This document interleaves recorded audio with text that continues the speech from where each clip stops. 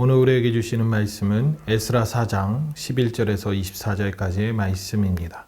아닥사스다 왕에게 올린 그 글의 초본은 이러하니 강 건너편에 있는 신하들은 왕에게 아뢰나이다. 당신에게서 우리에게로 올라온 유다 사람들이 예루살렘에 이르러 이 패역하고 악한 성읍을 건축하는데 이미 그 기초를 수축하고 성곽을 건축하오니 이제 왕은 아시옵소서. 만일 이 성읍을 건축하고 그 성곽을 완공하면 저 무리가 다시는 조공과 관세와 통행세를 바치지 아니하리니 결국 왕들에게 손해가 되리이다. 우리가 이제 왕궁의 소금을 먹으므로 왕이 수치당함을 참아보지 못하여 사람을 보내어 왕에게 아뢰오니 왕은 조상들의 사기를 살펴보시면서 그 사기에서 이 성읍은 패역한 성읍이라 예로부터 그 중에서 항상 반역하는 일을 행하여 왕들과 각 도에 손해가 된 것을 보시고 아실지라 이 성읍이 무너짐도 이 때문이니이다. 이제 감히 왕에게 아뢰오니 이 성읍이 중건되어 성곽이 준공되면 이런 말미암아 왕의 강 건너편 영지가 없어지리이다 하였더라. 왕이 방백 르훔과 서기관 심세와 사마리아에 거주하는 그들 동관들과 건너편에 강 건너편 다른 땅 백성에게 조서를 내리니 일러스되 너희는 평안할지어다.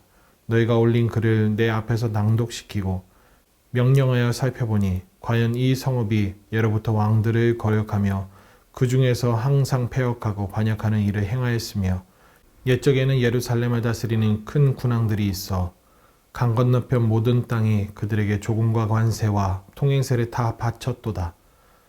이제는 너희는 명령을 전하여 그 사람들에게 공사를 그치게 하여 그 성을 건축하지 못하게 하고 내가 다시 조서 내리기를 기다리라.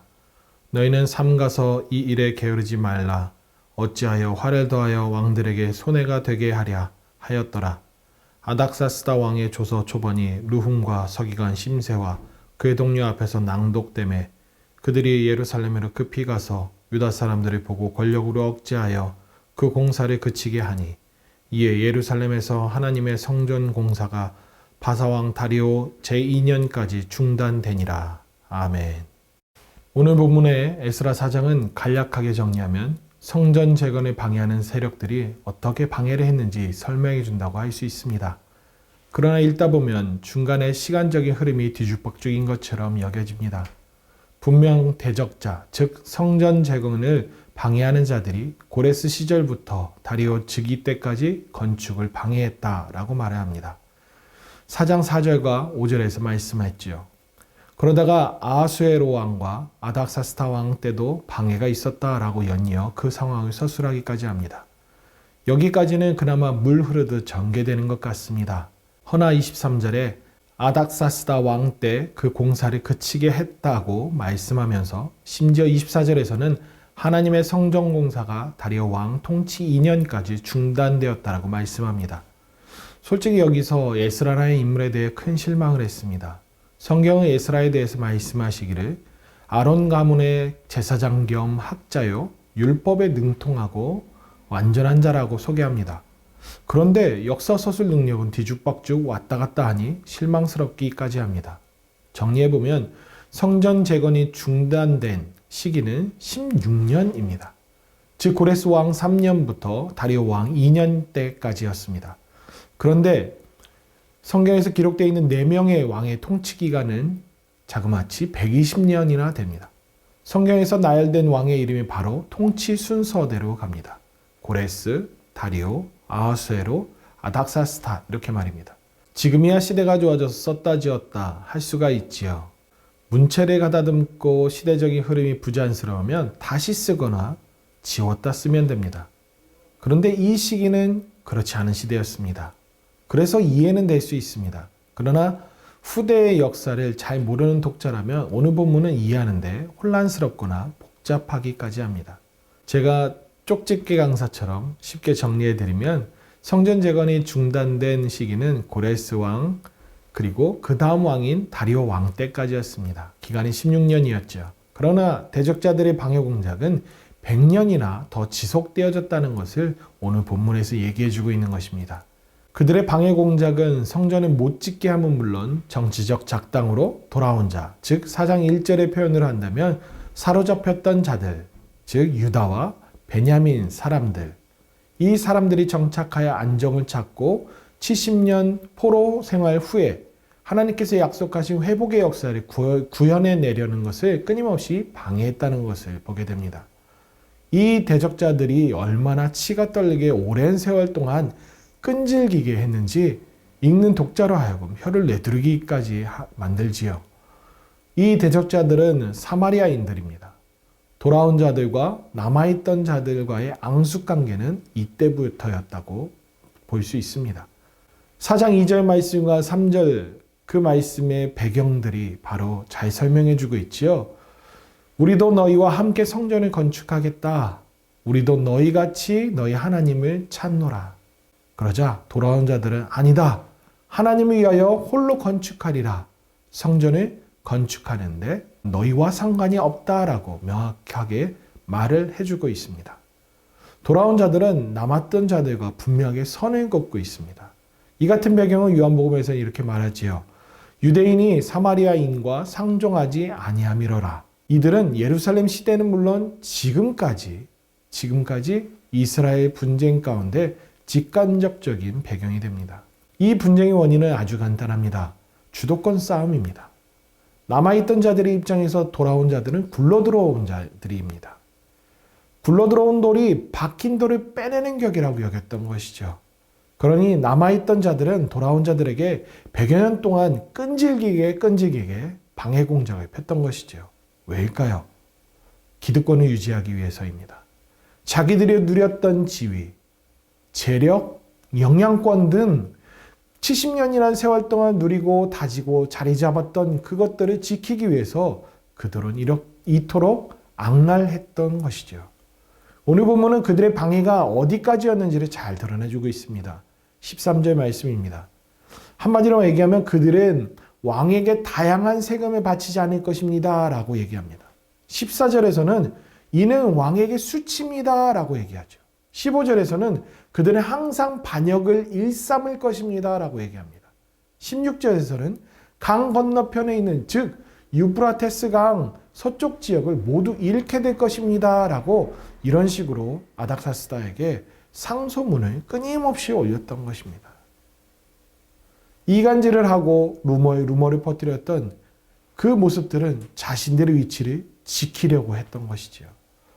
이들의 아첨을 14절에서 잘 읽어볼 수 있죠. 우리가 이제 왕궁의 소금을 먹음으로 이를 새번역 성경에서 이렇게 번역합니다. 나라에서 녹을 타먹는 우리로서는 그 뒤에까지 읽어드리면 임금님께 불명예스러운 일이 미칠 일을 그냥 보고만 있을 수 없어서 이렇게 상소문을 올립니다. 라고 번역했습니다.